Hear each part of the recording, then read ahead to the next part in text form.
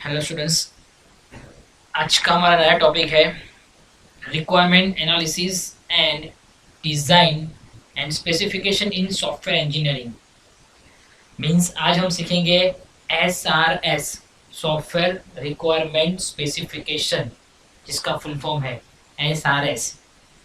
Okay, उसको हम बोलते हैं requirement analysis and design and specification in software engineering. तो what meaning of SRS, software requirement specification, उसका फुल फॉर्म है, आपको याद रखना है। SRS is a set of necessary feature for the future products, describe its operating principal from the regular user perspective. उसका मतलब है कि नेसेसरीज है यहाँ फीचर, जो फ्यूचर प्रोडक्ट में हम जो कॉम्बिनेशन करने वाले, description, operating principle, regular user की तरह जो हम सॉफ्टवेयर की रिक्वायरमेंट जो यूज़र हमको देते हैं, फ्यूचर में प्रोडक्ट किस तरह हमको बनाना है, किस तरह उसको मार्केट में रखना है, ये सब यहाँ पे SRS में नेसेसरीज है। तो किस तरह के SRS is a detail description of software system, is a one type of software system है to be develop with its functional and non functional requirement. SRS क्या करता है कि आपको कोई सॉफ्टवेयर जो सिस्टम आप बना रहे हो उसमें जो कुछ डेवलप करना हो, तो SRS आपको हेल्प करता है। लाइक किस तरह के functional and non functional requirement, बाहर की रिक्वायरमेंट भी आ सकती है और हम खुद भी अपनी रिक्वायरमेंट उसको बता सकते हैं SRS की मदद से। मीन्स सॉफ्टवेयर रिक्वायरमेंट स्पेसिफिकेशन, कि सॉफ्टवेयर के किस तरह रिक्वायरमेंट चाहिए उस तरह आपको यहाँ पे स्पेसिफाई करना है। वो फिर फंक्शनल भी हो सकती है या फिर नॉन फंक्शनल भी हो सकती है। SRS is developed based the agreement between customer and contractor। ठीक है, SRS क्या है? वो डेवलप बेस है जो एग्रीमेंट करता है कस्टमर और कॉन्ट्रैक्टर के बीच में। जो यूजर है मींस कस्टमर, और जो कॉन्ट्रैक्टर है वो दोनों बीच में जो एग्रीमेंट हो रही है उसके अंदर जो हम डेवलप करते हैं उसको बोलते हैं हम SRS। ठीक है, फिर है the software requirement specification document consistent of all necessary requirements required for the project development।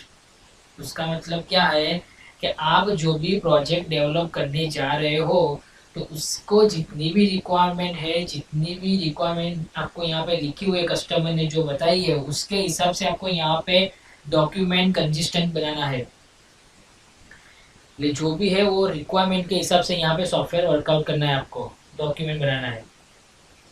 Okay, तो ये था हमारा सॉफ्टवेयर रिक्वायरमेंट स्पेसिफिक का सम थियरी, किस तरह ये वर्कआउट करता है। फिर आ रहा है नीड्स ऑफ SRS। SRS की नीड्स क्या है? A good SRS define the how software system will interact with all internal modules, hardware, communication with other program and human user interaction with wide range of real life scenario।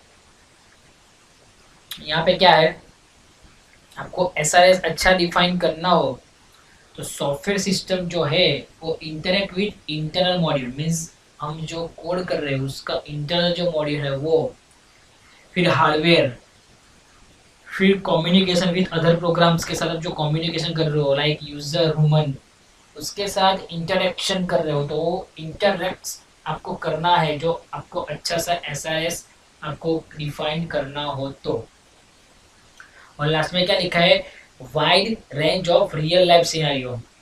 उसका मतलब क्या है कि आपको यहाँ पे रियल लाइफ सिनेरियो क्रिएट करना है वाइड रेंज में, ज़्यादातर जितने भी यूज़र आप कनेक्ट कर पाओ वो आपको यहाँ पे क्रिएट करना है। तो यहाँ पे गुड SRS के लिए क्या चाहिए, interact with all internal modules, hardware and communication with other programs and human user interaction। Second, using the SRS document on QLN lead, managers create test plan। यहाँ पे क्या हो रहा है कि आप जब भी SRS डॉक्यूमेंट यूज कर रहे हो तो मैनेजर क्या करेगा, एक टेस्ट प्लान यहाँ पे क्रिएट करेगा। क्यों? बिकॉज टेस्ट प्लान क्रिएट करने से हमको पता चलता है कि हमारी जो रिक्वायरमेंट स्पेसिफिकेशन है वो किस तरह वर्कआउट कर रही है। उसके लिए आपको यहाँ पे एक टेस्ट प्लान क्रिएट करना पड़ेगा जो मैनेजर करता है एसआरएस डॉक्यूमेंट के लिए। ठीक है। फिर third, it is very important that tester must be clear. It is a very important that tester must be clear with every detail specified in this document. जो आप डॉक्यूमेंट क्रिएट कर रहे हो उसके एवरी डिटेल्स आपको clear होनी चाहिए। Like tester जो टेस्टिंग का मॉड्यूल जो हैंडल करता है हमारे एसआरएस में या फिर सॉफ्टवेयर में, उसको क्लियर होना चाहिए every details of specified in the document. फिर डॉक्यूमेंट में क्या क्या है वो सब उसको पता होना चाहिए। In order to avoid the fault in a test case and accept the result, जितने भी बग्स है जितने भी फॉल्ट्स है वो आपको यहाँ पे अवॉइड करके यहाँ पे एक्सेप्ट द रिजल्ट लाना है। जैसे भी कस्टमर की रिक्वायरमेंट थी उसके हिसाब से यहाँ पे एक्सेप्ट द रिजल्ट मिलना चाहिए। समझ में आ रहा है? इसलिए यहाँ पे थर्ड जो टॉपिक है उसमें क्या लिखा है कि it is very important that tester must be clear with every details specified in this document in order to avoid fault in test cases and its accepted result. Okay, ये तीसरा needs है। फिर है हमारा fourth needs, the SRS is approve by product owner personally. यहाँ पे SRS approve कौन करेगा? जो ऑनर है वो पर्सनली यहाँ पे अप्रूव करेगा। The end solution will not differ a bit from initial concept a client accepted to get। यहाँ पे क्लाइंट जो एक्सेप्टेड होना चाहता है जिसके पास यहाँ पे solution and not differ to beat from the initial concept, यहाँ पे जो ऑनर है वही पर्सनली अप्रूव करेगा। यहाँ पे क्लाइंट एक्सेप्टेड नहीं है। समझ में आ रहा है? ऑनर पर्सनली अप्रूव करेगा एसआरएस को। तो there are 4 types of need of SRS जो आपको याद रखना है। तो फर्स्ट थी हमारी सॉफ्टवेयर रिक्वायरमेंट स्पेसिफिकेशन की थियरी। फिर सेकंड जो है उसका हमारा नीड्स, तो क्या क्या हमको चाहिए एसआरएस में। अब थर्ड है कैरेक्टरिस्टिक्स ऑफ एसआरएस। ये मोस्ट आईएमपी क्वेश्चन है। There are 7 types of characteristics of SRS जो आपको याद रखना है। ये यहाँ पे मैंने एक चार्ट रखा है, ये आपको याद रखना है। Correctness, completeness, consistency, unambiguous, modify, verify, testability, ये सब कुछ कैरेक्टरिस्टिक्स ऑफ एसआरएस में आएगा। तो आगे के स्लाइड में हम 1 बाय 1 यहाँ पे देखेंगे किस तरह उसका मीनिंग है। बट पहले आपको इतने नाम आपको याद रखने हैं कैरेक्टरिस्टिक्स एसआरएस के कि कितने कैरेक्टरिस्टिक्स है एसआरएस के। बिकॉज आपको पता ही नहीं होगा कितने कैरेक्टरिस्टिक्स है तो उसकी थियरी तो कुछ मतलब ही नहीं है। पहले आपको ये 7 नाम आपको याद रखना है। फिर से बता दूँ, correct, complete, consistence, unambiguous, modify, verify and test. इतना आपको याद रखना है।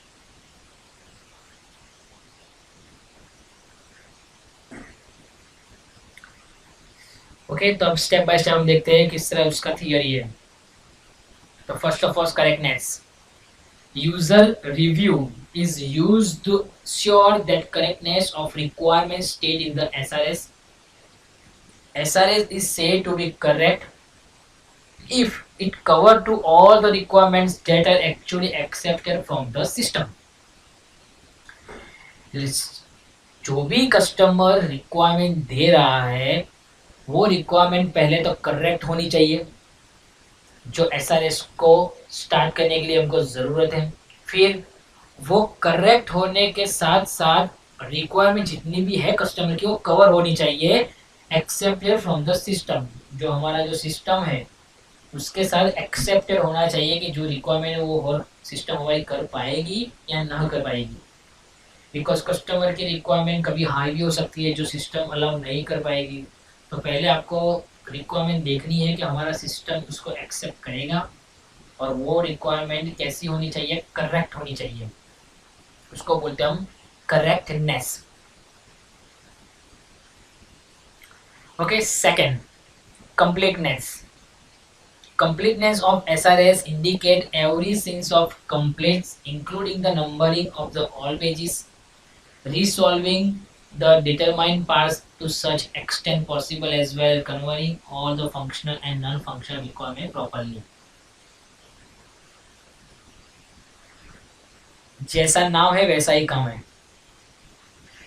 फंक्शनल रिक्वायरमेंट हो मीन्स अंदर की रिक्वायरमेंट हो सिस्टम की, या फिर बाहर की रिक्वायरमेंट्स नॉन फंक्शनल, दोनों रिक्वायरमेंट कवर यहाँ पे हो जानी चाहिए।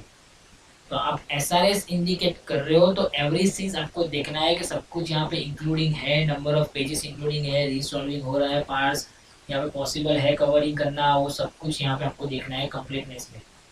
आपको पूरा एसआरएस से आपको अपना रिक्वायरमेंट जो सॉफ्टवेयर की रिक्वायरमेंट हो पूरी की पूरी परफेक्टली कंप्लीट करनी है, वो फिर फंक्शनल हो या फिर नॉन फंक्शनल हो।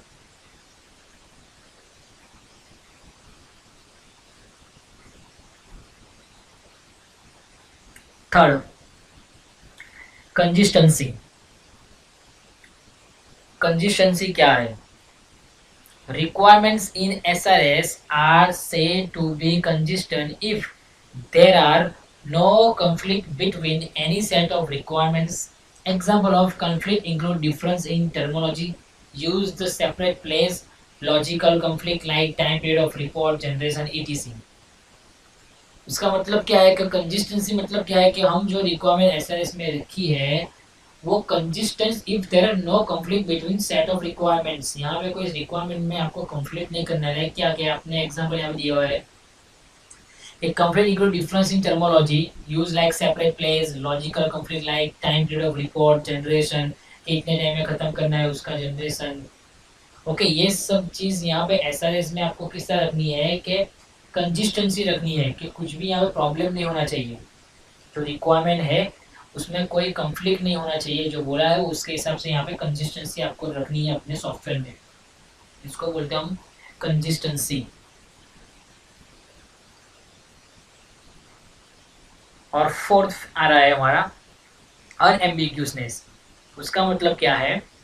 SRA is said to be unambiguous if all the requirements state have only one interpretation. Some of the way prevent unambiguous include the use of modeling techniques like ER diagram, proper review and body check.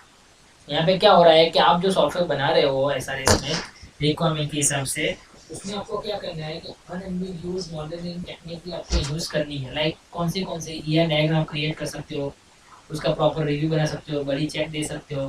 तो ये सब आपको ऐसा इसमें create करना है for the software specification, software requirement specification के लिए आपको किस तरह सॉफ्टवेयर को क्रिएट करना है, कौन से फ्लो में जाना है, कहाँ से कहाँ मॉडलर में जाना है, कौन सा मॉडल कहाँ पे चेक हो रहा है, वो सब कुछ आपको EI डायग्राम में ही पता चलेगा।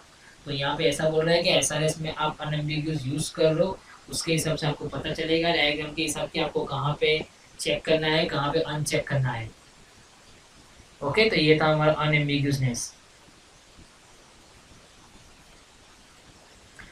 फिर आ रहा है modifiability, means modify. SRS should be made as modify as possible and should be capable of easily accepting changes to the system. To some extent, modifications should be properly indexed and cross-refer. यहाँ पे क्या हो रहा है कि SRS जो है वो आपको मॉडिफाई बनाना है, possible, should be capable, easily accepted changes. आपको कुछ भी आप सिस्टम में चेंज कर रहे हो वो इजीली एक्सेप्ट होना चाहिए। आप कुछ भी कस्टमर लाइक कभी भी आपको बोल सकता है कि मुझे ये चीज़ नहीं चाहिए, तो आपको वो सॉफ्टवेयर या फिर आपका सिस्टम में आपको कुछ मॉडिफाई करना हो, कुछ इम्प्लीमेंट करना हो, तो वो प्रॉपरली एक्सेप्टेड चेंजेस होना चाहिए। आप कुछ भी चेंज करो तो इजीली एक्सेप्ट होना चाहिए। फिर should be properly indexed, cross refer भी करो कि कुछ प्रॉब्लम तो नहीं है, कुछ आप ऐड कर रहे हो, कुछ इम्प्लीमेंट कर रहे हो, तो क्रॉस चेक करना है आपको कि कुछ प्रॉब्लम तो नहीं है सिस्टम या सॉफ्टवेयर में, जिसको बोलते हैं हम मॉडिफाई। तो ये आपको याद रखना है।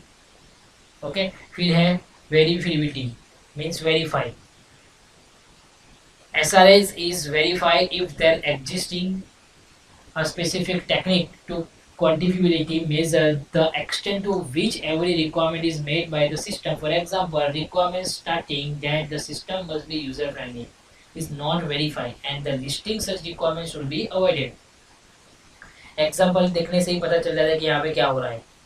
एग्जाम्पल में क्या लिखा है यहाँ पे कि रिक्वायरमेंट स्टार्टिंग, जब रिक्वायरमेंट स्टार्टिंग में होती है कस्टमर की, that for the system must be user friendly, वो यूजर फ्रेंडली होता है बिकॉज कस्टमर बोल रहा है, हम सुन रहे हैं, वो इजीली सिस्टम के हिसाब से हम कोई वर्कआउट करते हैं।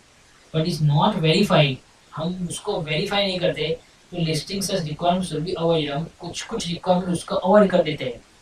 तो यहाँ पे क्या करना है कि जो कस्टमर आपको रिक्वायरमेंट दे रहा है स्टार्टिंग में, उसको आपको वेरीफाई करना कंपलसरी है। और वेरीफाई करने के बाद उसको देखना है कि परफेक्टली रिक्वायरमेंट है, उसको कुछ भी आपने अवॉइड नहीं करना है। तो ये चीज़ आपको यहाँ पे याद रखनी है। ओके, फिर लास्ट में क्या है, testability, test. SRS should be written in a such a way that it is easy to generate test case and test plan from the document. SRS में क्या आपको एक टेस्ट क्रिएट करना है, एक आपको टेस्ट केसेस या फिर एक आपको टेस्ट प्लान बनाना है फ्रॉम द डॉक्यूमेंट्स में।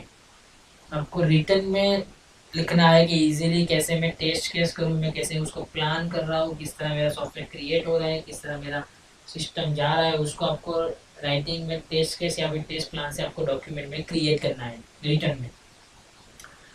तो ये था हमारा 7 कैरेक्टरिस्टिक ऑफ SRS। तो ये था आज का topic SRS, software requirement specification. छोटा सा ही टॉपिक है, ज़्यादा कुछ नहीं है। बस आपको क्या याद रखना है, उसका कैरेक्टरिस्टिक्स, उसके नीड्स और सम ऑफ थियरी SRS में। तो ये चीज़ आपको याद रखनी है, सिंपल सी बात याद रखनी है। डेफिनेशन में क्या याद रखना है, requirement analysis and design and specification in software engineering, it's called SRS। Okay, अब यहाँ पे उसके थियरी थोड़े बहुत यहाँ पे थे, फिर यहाँ पे SRS के हमने नीड्स देख लिए, किस तरह उसके नीड्स हैं। यहाँ पे हम 7 types characteristics of 7 types SRS के देख लिए, और ये हमारा थियरी।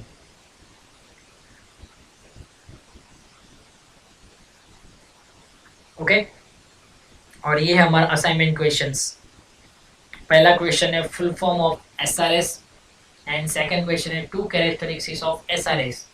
ये 2 क्वेश्चन आपको असाइनमेंट में सबमिट करने हैं फॉर द अटेंडेंस। तो ये था हमारा आज का टॉपिक, सॉफ्टवेयर रिक्वायरमेंट स्पेसिफिकेशन।